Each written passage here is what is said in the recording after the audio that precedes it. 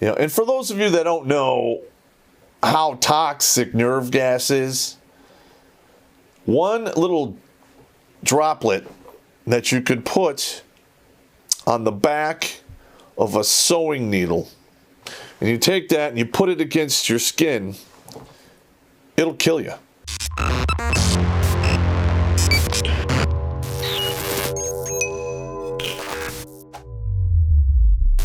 Hello everybody, Terrence Popp here with another episode of Live from the Lair.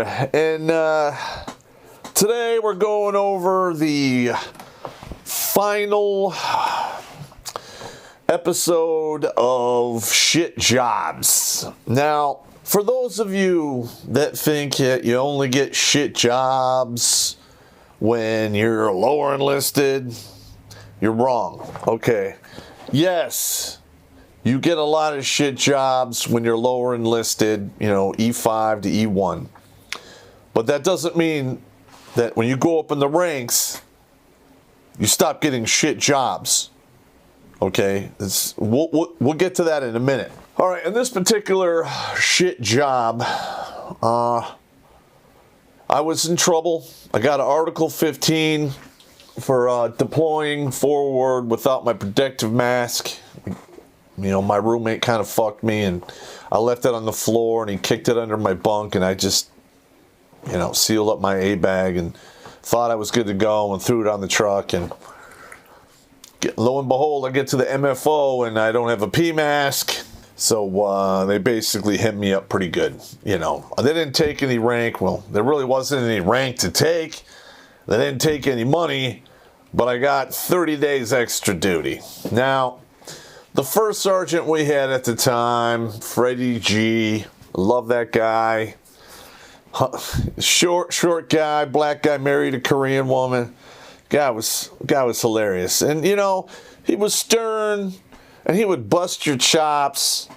But if, you were a good soldier and you did your deal, he wasn't too sadistic with you. So I appreciate that.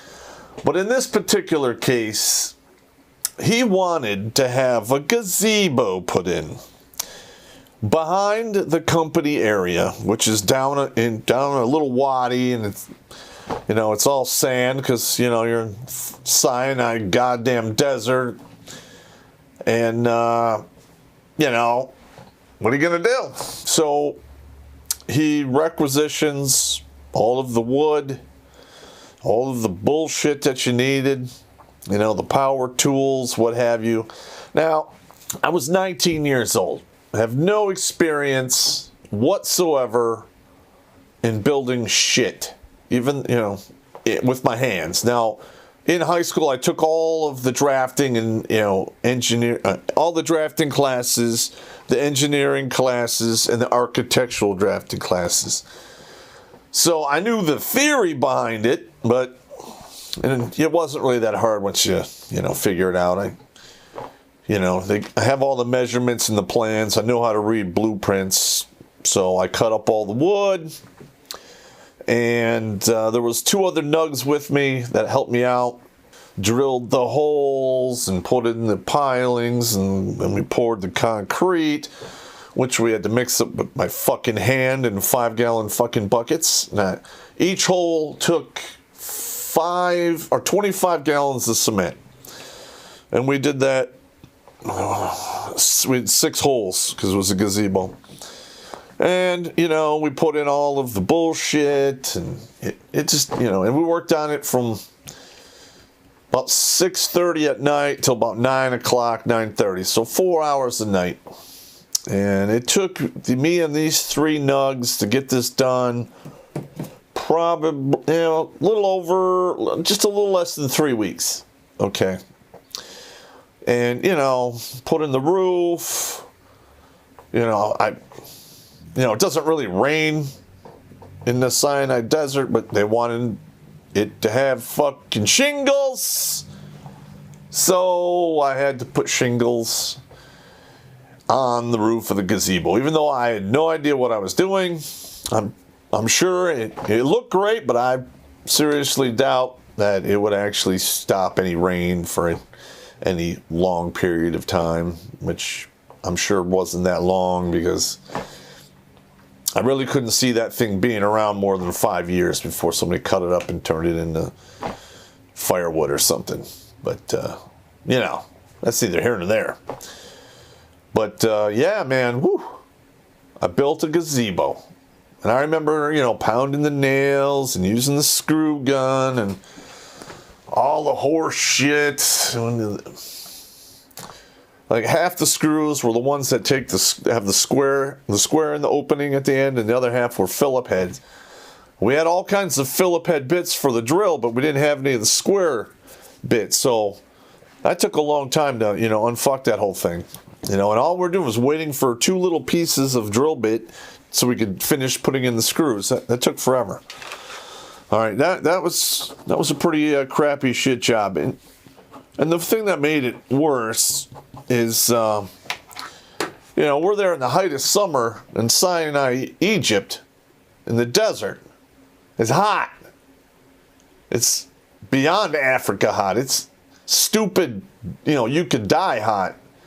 And luckily we were working on it from like, you know, 6:30 to 9 when the heat wasn't at, you know, the sun wasn't at its apex, but it was still pretty hot. Would you ever fuck a zombie? Bad Popp's got bad news. The end? It's extremely fucking nigh. You can't kill something that's already dead. And the only thing standing in between you and a horde of the undead is toxic masculinity. Weh? So hold on to your butts and get set for Red Days. Get your copy on DVD or Blu-ray on Amazon today. A link is in the description, bitches. It's a right provided to them by the queen. Fuck her, she's a whore. All right, now here's another one that, you know, we got at 9th ID, which I really didn't care for. ASP Guard. And that stands for Ammo Supply Point. So in Fort Lewis, they used to have, I think it was 4 acres big, and it had, I think, 8 or 12 bunkers. I mean, for ammo. And one of those bunkers was actually had a fence around it, and that was guarded by its own guards, which we had really no interaction with. And what they had in that, you know, was NBC rounds. Okay, for those of you who don't know what NBC rounds, it stands for nuclear, biological, chemical rounds. Now, from my understanding, from the briefing that we got for the general ammo supply point, that what was contained within the smaller ASP, within the ASP, it was weird. They had VX, which is nerve agent, and then they had some blister agent of some type in there. I don't remember the acronym for those, but you know. And for those of you that don't know how toxic nerve gas is, one little droplet that you could put on the back of a sewing needle, and you take that and you put it against your skin, it'll kill you. If you can imagine being sprayed like some kind of cockroach and having that all over your body, you are done. And they say they have like this, shot you give yourself that's supposed to, stop, the nerve gas from taking effect. For you servicemen out there who are watching this, I just want you to know the truth. If you are hit with nerve gas, you are dead. All right, if it gets on your skin, you are dead. Antidote or not. Okay, the antidote is only going to extend your life enough to maybe accomplish the mission that you're on at that particular moment, but at the end, you're dead. All right? And if you're lucky and it doesn't kill you, your nerves in your body are going to be misfiring and screwed up for the rest of your miserable life, to the point where you're probably going to wish you were dead. The shit is no joke. All right, that's nerve agent. Now, blister agent, this is a noxious liquid, gets on your skin, and it causes blisters by having your skin detach from the meat on your body. It's like a burn, except there's no heat. It's all chemicals. If you swallow that or get that in your lungs, you're done. You're done. All right. And there's another type of agent that they have, which I can't recall if they told me that was on Fort Lewis or not at the time. It's a blood agent, and you basically inhale that. It causes your lungs to fill with blood and fluid, and you drown. And I think mustard gas did that. I'm not an NBC guy, so I'm not up to speed on all the shit. So if I'm wrong, you got to cut me some slack. Chemical warfare is a bitch. I hope we never see it, and I hope they never use it ever again. Just saying. So we were stuck there at the ASP for a week. Actually, more. It was 10 days. All right, we weren't allowed to leave. You know, there was it was my squad, and there was another squad there. So there was roughly 16 of us.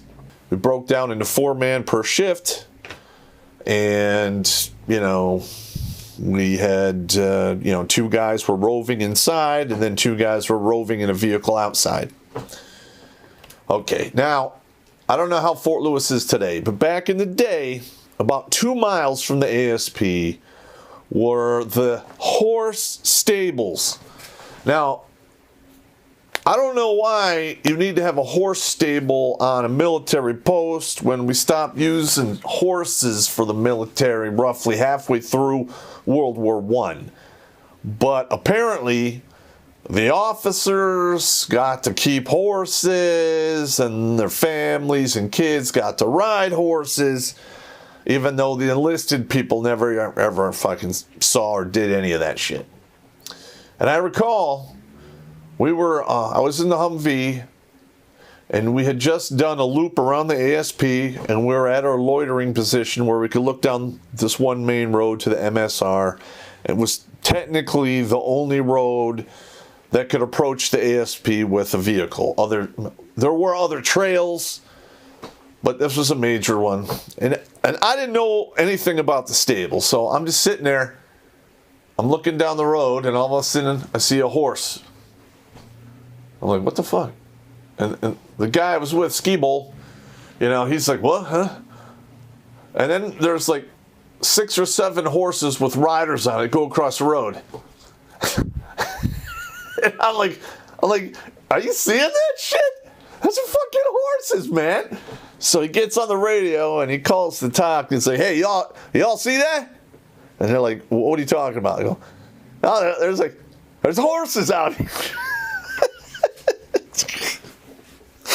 And the Staff Sergeant Reynolds, who was running the talk, he responds back, yo, quit fucking around. I swear to you, that's what he said. And literally, we drove down there, and there was 2 little kids that were straggling behind the rest of the horses, and they were in tears, and they were hysterical and all upset. And I remember we're like, hey, well, what are you doing? You can't be here, blah, blah, blah. And they were all upset and, scared. They were legitimately scared, thinking we're going to fuck them up or something. And I'm like, yeah. I'm like, hey, come on. These kids were 7 to 9 years old. And I'm like, come on. And take them off the horse. Put them in the Humvee. I take the 2 horses by the reins. We tie it to the back of the Humvee and roll it back to the ASP. We call the MPs. And these 2 kids are flipping out. We take them into the guard shack. I think we got them a soda and a thing of King Dongs from the vending machine. And they just waited there until the parents came, or the MPs came, took their names, and then the parents came and got them. And they took care of the horses. But, yeah, it brings back some good memories right there. ASP guard. Ammo supply point. Fucking a lesson in boredom and bullshit. All right, the next few are probably some of the most unpleasant jobs that I ever did. And they took place after I reached the rank of E7. being a member of the military, especially in the Army, during war, people are going to get injured and killed, especially if there's high intensity conflict going on. You know, and when I'm talking about active shooting, bombings, shelling, what have you. And I'm not going to say this particular soldier's name, and I'm not going to mention a location or the family's name. I'm not going to do that to them. If they ever see this, I don't want those particular people to have to relive this memory. So the directive came down from higher that all of the soldiers that were working full-time staff had to go to casualty notification school. Had to get certified to do it. The school took 3 days. You know, the first 2 days are a boatload of information. It's like drinking water from a fire hose. They get a binder about this thick. And the third day you do simulated interactions. One book was for casualty notification, and the other book was what takes place after the notification. You are basically the casualty coordinator for that family. So one day I got the call from higher. I got the email, the family's name, soldier that was killed in action, you know, a brief description of what actually took place. And I'm not even going to say how the soldier was killed. I mean, it was the result of hostile action. But like I said, I don't want that family to know. And I had to drive out to their house. And I had one other soldier with me. He was an E6, so I was doing all the talking. And the individual who got killed was, I think, a sergeant at the time. Now, I just got to say, it's like one of the worst feelings I've ever had to date. I hope I never have to go down this road again, ever. I hope the universe doesn't put that on me. But, pulling up the car, getting out, I'm in full uniform, and I'm walking up to the house, and I see the front door, and off to the right, you can look through the big window into the living room, and the woman, the mother, was standing there, saw us walking up, and she immediately started breaking down because she knew it was coming.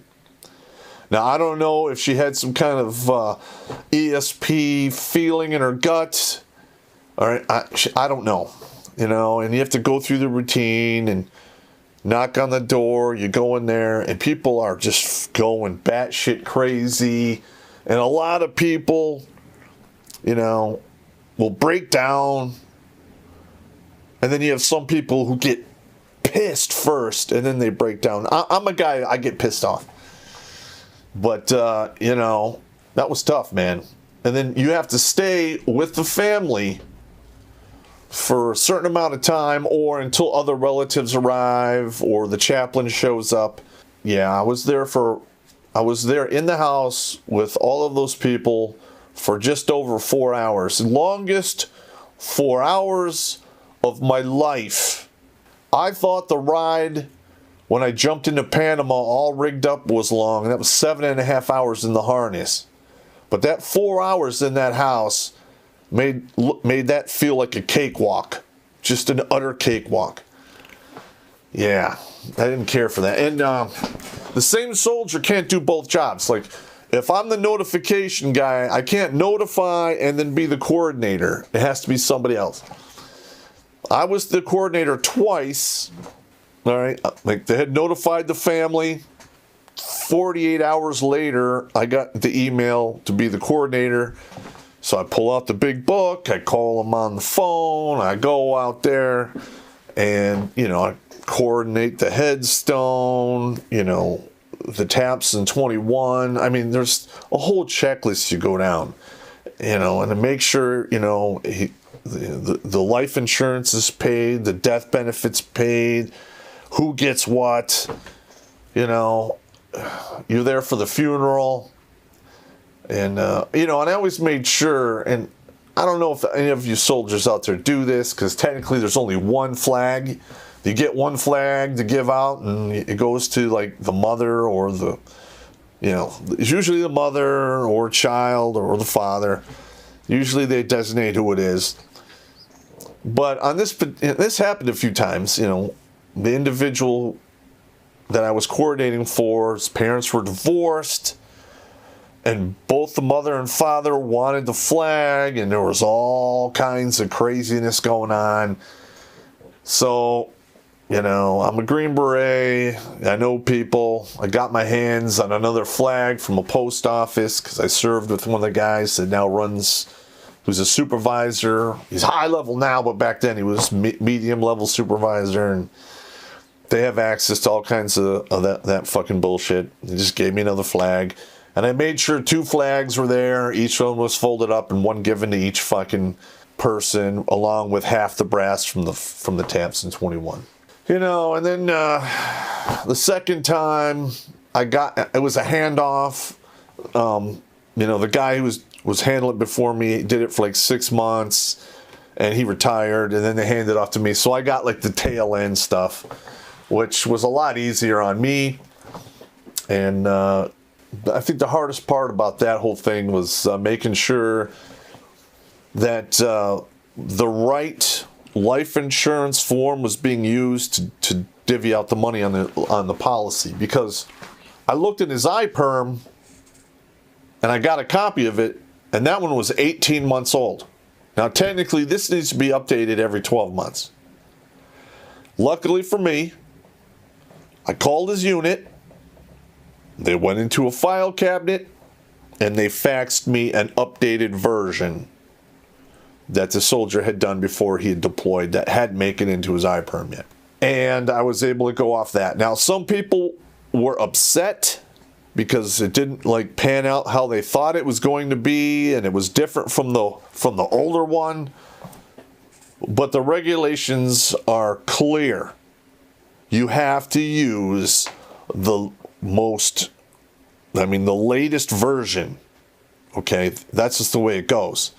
And however the cookies fell on that particular one was that. All right, so if you guys are going to make a career out of the military, because war is not going away, you're going to have to probably do that. And it sucks.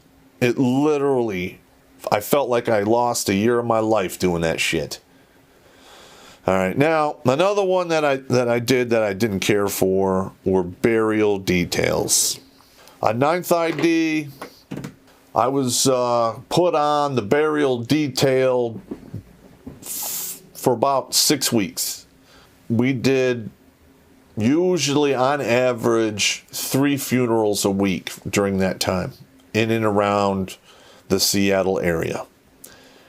I remember we planted a sergeant major, served in Vietnam and Korea, and that was the cemetery, which I think was right near Bruce Lee, or was it Jimi Hendrix? One of the two. Because I remember afterwards, they showed me the grave. I'm like, whatever, Again, the sergeant major was buried literally 50 yards away, And I was just a nug back then, so I just fired my, volley of 3 and just stood there like an idiot. And when it was over, got in the vehicle and drove back to the barracks. But it was pretty sad. And of all of the burial details that I've ever done that were the worst, were guys that I knew. All right. Because you know the individual in the box. And that's a whole other animal. We had one guy die right before we deployed to Iraq. Died in his sleep. I don't know what happened. Never got the full details. But that was a tough one, man. Everyone was just bawling. Yeah. And, I and my friends are past the dropping off point.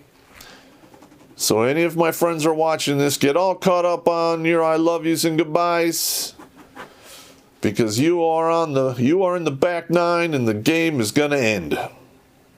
All right, now the last job I did that I did not like was called chapter escort. All right, now what that means is you got some douchebag schleprock who's getting out of the service for whatever reason other than medical or honorable. You have to be the guy to escort them around to all of the different places they have to go before they can get their fucking DD-214 and get the big sayonara from the Army. Now, on this particular case, I was selected by Lieutenant Colonel Dina, the Huer, unprofessional piece of shit, to basically go to Fort Bragg and meet one soldier who she was trying to kick the fuck out, and escort another soldier who was supposed to deploy, who said his neck hurt and blah blah. He was obviously just wanted to get out of deploying. It's a big fucking. I have a hard time with cowards. All right, now one of the soldiers that was not faking, that I had to meet down there at Bragg, I pulled his jacket because I really want to know the character of the soldier that I'm going to be responsible for. Now, this particular soldier was a hard-charging, just gung-ho motherfucker when he was younger. Airborne, air assault, was involved in the initial push into Baghdad. You know, I mean, he was just stellar. He got out of the Army, and then he finished out the rest of his contract in the reserves. He fell into civil affairs, and then they deployed him again. And while he was there, they just mentally broke this guy with just the bullshit that went on. They just took his heart out. I could tell, you know, that he had just reached I'm done saturation. And he was that one soldier who was assigned to the 414 Civil Affairs in Utica, New York. And then they packed up Utica, New York, 414 from Utica, New York, and they moved it to Southfield, Michigan. And while they did that, he was deployed forward as the Civil Affairs in Iraq. So now Dina's responsible for all of these soldiers on her books. And instead of doing the right thing and having them transferred to a civil affairs unit closer to home, because these soldiers never signed the 50-mile radius waiver. So that means if they're transferred outside 50 miles, they're not obligated to drive there because they're technically not reimbursed for that. But old Dina wanted this dude out of the Army, and she was doing whatever she could do to fuck this guy up. And he was looking down the barrel of a dishonorable discharge. Now, I'm not going to do that to a hard charger, man. You gotta pretty much punch somebody in the face that didn't have it coming right in front of me to get a dishonorable discharge. Or you need to kill somebody or do some high-level fucked up shit. But if you're a hard charger and they fuck you one too many times and shit goes south in your life, I am not that guy. I am not going to do it to you. So I have to escort these two guys around. And the hard charger guy is in the front seat, and I'm driving I have the rental car, and Coward is in the back. And he's just bragging about how he's going to get out of this deployment, and he just doesn't feel it, blah, blah, blah. And I could tell hard charger in the front seat was getting a little fucking antsy. So we drop off asshole at his barracks, because they were at two different hotels, because hard charger, they wanted me, I'll live in a room and him have the other bed so I could watch him 24/7. So as soon as asshole gets out of the car, hard charger looks at me and goes, "Hey, Sergeant Popp, if I have to get in the car with that knucklehead again, I am going to fuck him up." Hard charger at the time was 23, 24 years old, 5'9", 235 to 240 pounds, not a fat man, obviously an extremely powerful build. I know Hard Charger will snap the fucking dickhead like a bullwhip. So now I have to drive 2 people around to make appointments at 2 different times, because if I get them in the car at the same time, I'm gonna have an incident. So I worked my way through that whole thing, and I remember I drove Hard Charger to the airport, and I could tell that, you know, he was in a bad way. He was going down the bad road mentally, and I knew he was going to get fucked. So I call up a retired staff sergeant I know, goes by the last name of Sportello, and I notify him of the ass whipping that's coming down the pipe for this particular Hard Charger that he does not deserve and can be avoided. And since he lives close to you, could you please take this soldier under your wings and unfuck his life? So he does. 3 months later, I get an email out of the blue from Hard Charger. It's his retirement email.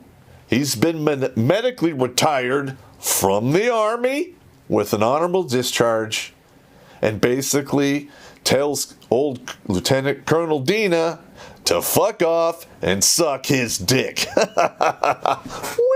Ah! Yeah, I only wish I was able to do that for the rest of the guys, because I did not know it was this bad, you know, and there was maybe 4 or 5 other soldiers in front of this one that got royally fucked that I did not know about. I would have done everything in my power to, you know, to help those guys out, but I did not have visibility. And then there was one other guy that I did the same thing for, and he didn't medically retire. He basically, I got his neck out of the noose, and then he reclassed to another job to do something else. And I hope he's still doing it, or he finished and he got on with his life, because he's a good guy. Anyway, that is it for the shit jobs. This one is a little long, and I apologize, but I had to get through it. But that being said, gentlemen, take it easy.